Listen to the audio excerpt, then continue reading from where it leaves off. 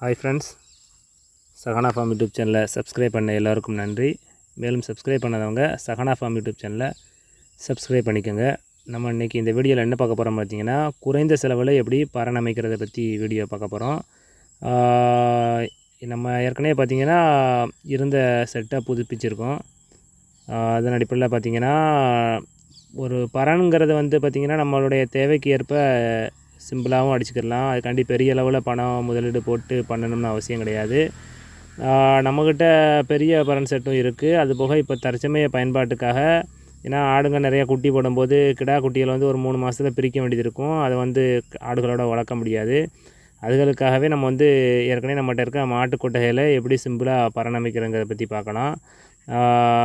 அதன் அடிப்படையில் பார்த்திங்கன்னா, நம்ம அடிக்கிற பரன் பார்த்திங்கன்னா இந்த அளவுக்கு பெருசாக ஹைட் கொடுத்து இந்த அளவுக்கு பெரிய அளவில் முதலீடு பண்ணணும்னு எந்த அவசியமும் கிடையாது. நம்மக்கிட்ட இருக்கிற குறைந்த தொகையை வச்சு நம்ம பராமரிக்கிறத பற்றி தான் இந்த வீடியோவில் பார்க்க போகிறோம். அதை பார்த்திங்கன்னா பெரிய அளவில் ஹைட் கொடுத்து 6 மாதம் 3 மாதத்துக்கு ஒருக்கா க்ளீன் பண்ணி தான் போடுற அளவுக்கு பண்ணணும்னு அவசியம் கிடையாது. நம்மளால் முடிஞ்சது ஒரு வாரத்துக்கு ஒரு முறை, அதிகபட்சம் ஒரு 10 நாளைக்கு ஒரு முறை நமக்கு டைம் இருக்குது அன்றைக்கி நம்ம அதை க்ளீன் பண்ணுற அளவுக்கு கூட நம்ம பராமரிச்சுக்கலாம். பொதுவாக பராமரிக்கணும்னு எடுத்துக்கிட்டிங்கன்னா, அதற்கு மேலே போகிறதுக்கு நடவாத அமைக்கணும். தரையிலேருந்து ஒரு 3லேருந்து ஒரு 5 அடி ஹைட் கொடுத்து அதுக்கு பார்த்திங்கன்னா அதற்கான வேலைப்பாடுகள் பண்ணுங்கும்போது கிட்டத்தட்ட லட்சங்களில் முடிகிற அளவுக்கு தொகைகள் ஆகிரும். அதை பார்த்திங்கன்னா குறிப்பிட்டு ஆடுகள் அடைக்கிறதுக்கு மட்டும்தான் யூஸ் பண்ண முடியும். மற்றபடி சப்போஸ் நம்ம ஆடுகள் எல்லாத்தையும் கொடுக்க போகிறோம், நம்ம சேல் பண்ண போகிறோம்னா அதெல்லாம் நமக்கு எந்த யூஸும் கிடையாது. நம்ம அதில் மாட்டை கட்ட முடியாது. அது அப்படியே நிரந்தரமாக இருக்கிற மாதிரி தான் இருக்கும். ஏன்னா நம்ம அதை கிளியர் பண்ணோம்னாலும் நாளைக்கு நம்ம ஆடு வாங்க வேண்டிய சூழ்நிலை வந்தாலும் நம்ம அதை ஒன்றும் பண்ண முடியாது. ஆனால் நம்ம இப்போ கொஞ்சம் புதுசாக யோசித்து பண்ணுற இந்த சின்ன பரன் பார்த்திங்கன்னா ஒரு 2 பேர் சேர்ந்து எங்கேனாலும் மூவ் பண்ணிக்கிடலாம். எங்கே இருந்தாலும் தேவைப்பட்ட எடுத்து அந்த அளவுக்கு சிம்பிளாக தான் நம்ம அடிச்சிருக்கோம். இது பார்த்திங்கன்னா 7க்கு 5 சைஸில் நம்ம அடிச்சிருக்கோம். இது பார்த்திங்கன்னா ஒரு 4லேருந்து ஒரு 5 குட்டி கட்டுற மாதிரியும், மொத்தமான ஒரு அதிகபட்சமாக பார்த்திங்கன்னா ஒரு 8 ஆட்டை அடைக்கிற மாதிரி அதுக்கு தக்கன இருக்குது. இது பார்த்திங்கன்னா நம்ம தேவைப்பட்டால் இதை ஆட்டுக்கு கட்டுறதுக்கு யூஸ் பண்ணிக்கலாம். இது தேவைப்படாத பட்சத்தில் தூக்கி ஒரு ஓரமாக வச்சிட்டோம்னா இதில் மாடுகளையும் கட்டிக்கலாம். நம்ம தேவைக்கு தக்கன பயன்படுத்திக்கிறதுக்காக தான் இதை அடிச்சிருக்கோம். இது பார்த்திங்கன்னா ஒருத்தரே அசால்ட்டாக தூக்கி இப்படி நிமித்தி வச்சுட்டு நம்ம ஆடுகளை வெளியே ஊற்றி கட்டிட்டு பார்த்திங்கன்னா அதை புழுக்கையை ஃபுல்லாத்தையும் கூட்டி அள்ளி க்ளீன் பண்ணிட்டு திரும்ப ஒரு 1 ஹவர் 2 ஹவர் காஞ்சதுக்கப்புறம் நம்ம ஆட்டோமேட்டிக்காக கீழே இறக்கிடலாம். இது தேவைப்படாத பட்சத்தில் நம்ம தூக்கி ஒரு ஓரமாக தூக்கி வச்சுட்டு தேவைப்படும் போது யூஸ் பண்ணிக்கலாம். அதே இந்த சைஸ் பார்த்திங்கன்னா ஒரு 10க்கு 7 சைஸில் அடிச்சிருக்கோம். பக்கத்தில் 5 சைஸில் ஒரு சின்னதாக அடிச்சிருக்கோம். அதுக்கப்புறம் பார்த்திங்கன்னா இது பார்த்திங்கன்னா மாட்டு கொட்டகையில் நமக்கு மீதம் இருக்கிற இடங்களில் குட்டி வளர்க்குறதுக்காக தான் இது திட்டம் போட்டு பண்ணியிருக்கோம். இது கொஞ்சம் பெரிய சைஸு. இதை ஒரு 2 பேர் சேர்ந்து நம்ம நிமித்தி வச்சுக்கிடலாம். நம்ம ஒரு வாரத்துக்கு ஒரு முறை க்ளீன் பண்ணால் கூட போதும். அந்தளவுக்கு கீழே புழுக்க கிடக்கும். இது மெயின் காரணம் என்னென்னு பார்த்திங்கன்னா, ஆடு போடுற புழுக்க ஃபுல் அண்ட் ஃபுல் கீழே போயிடும். ஆட்டோமேட்டிக்காக ஆடு ஈரம் இல்லாமல் சுத்தமும் சுகாதாரமாக இருக்கும். நம்ம இதை 3 சைஸாக அடித்தது காரணம் பார்த்திங்கன்னா, நமக்கு எந்த சைஸில் தேவையோ அதை தூக்கி யூஸ் பண்ணிக்கிடலாம். குட்டிங்க அதிகமாக இருந்தால் பெரிய சைஸை தூக்கி போட்டுக்கலாம். குட்டிங்க கம்மியாக இருந்தால் நம்ம சின்ன சைஸில் யூஸ் பண்ணிக்கலாம். என்ன சைஸ் வேணுமோ நம்ம அதுக்கு தக்கன தேவை உள்ளதை யூஸ் பண்ணிக்கிட்டு, தேவையில்லாத நம்ம ஒரு ஓரமாக எடுத்து வச்சிட்டோம்னா, கரையான் பிடிக்காமல் வச்சிட்டோம்னா பாதுகாப்பாக.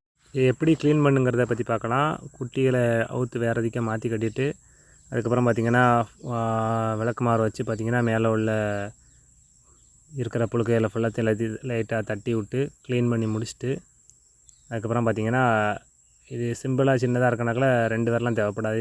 இது அசால்ட்டாக ஒருத்தரை ஏற்றிக்கிடலாம். அதை ஃபுல்லாக மேலே உள்ள ஃபுல்லாத்தையும் க்ளீன் பண்ணி முடிச்சுட்டு, அதுக்கப்புறம் பார்த்திங்கன்னா இதை நம்ம தூக்கி நிமித்திட்டு கீழே உள்ள புழுக்கையில் ஃபுல்லாக கூட்டணும். பார்த்திங்கன்னா பொதுவாக ஆடுகளை தரையில் கட்டும்போது பார்த்திங்கன்னா, அதுவும் குறிப்பாக செம்மறாடுகள்லாம் கட்டும்போது அது மிதித்த இடத்துலையே மிதித்து போடுற புழுக்கைகள் எல்லாத்தையுமே மிதித்து தரையோடு ஒட்டி வச்சுருங்க. நம்ம க்ளீன் பண்ணுறதுக்கு ரொம்ப கஷ்டமாக இருக்கும். நம்ம அதுக்கப்புறம் கொஞ்சம் கஷ்டமாக தண்ணி ஊற்றி தேய்ச்சி க்ளீன் பண்ணதுக்கு இதாக இருக்கும். ஆனால் நம்ம இந்த ரீப்பர் அடித்து போட்டதுக்கப்புறம் பார்த்திங்கன்னா அந்தளவுக்கு எதுவுமே கிடையாது. ஆடு போடுற புழுக்கை ஆட்டோமேட்டிக்காக கீழே வரும். நீங்களே பார்த்திங்கன்னா தெரியும். ஆடு போட்டிருக்க புழுக்கைகள் அப்படியே கீழே விழுகிறதுனால புழுக்கைகளுக்கு எந்த டேமேஜும் ஆகாது. நம்ம க்ளீன் பண்ணுறதுக்கும் லைட்டாக தூத்தாலே போதும்.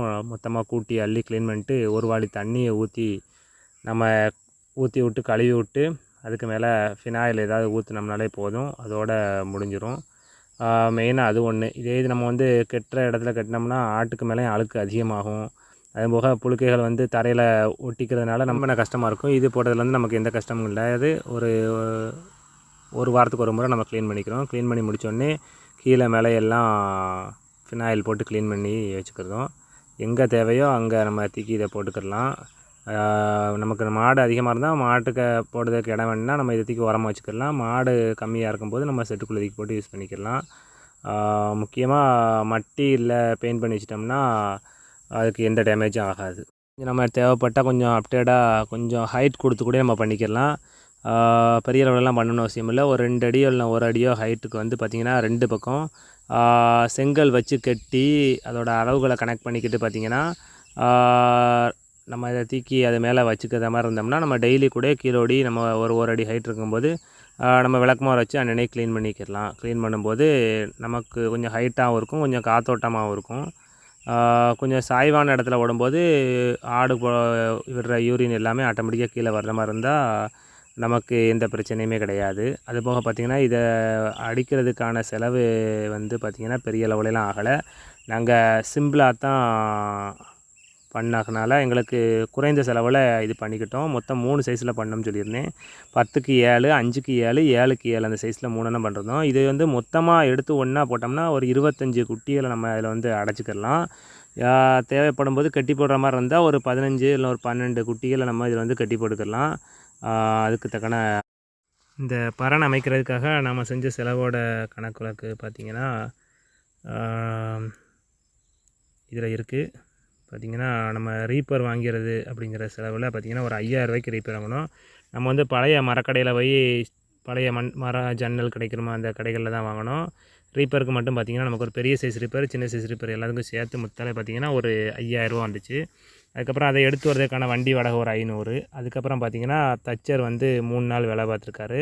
அவருக்கான செலவு டீ செலவு உட்பட ஒரு நாளைக்கு அவரோட சம்பளம் 850. அது போக மற்ற செலவுகள் எல்லாம் போக அது ஒரு 3000. அது போக பார்த்திங்கன்னா ஆணி போல்ட்டு மற்ற ஐட்டங்கள் வாங்கினது. அதுக்கப்புறம் பார்த்திங்கன்னா மட்டி அது போக மற்ற செலவு எல்லாம் கணக்கு பண்ணி பார்க்கும்போது இதுக்கு வந்து மொத்தத்தில் நமக்கு வந்து ஒரு 10,000 ரூபா செலவாகுச்சு. மொத்தம் 3 சைஸில் அடிச்சிருக்கோம். 7க்கு 5, 7க்கு 7, 10க்கு 7 அந்த சைஸில் 3 சைஸ் அடிச்சிருக்கோம். இது 3க்கான மொத்த செலவு நமக்கு 10,000 ரூபா அடக்கம் வந்திருக்கு.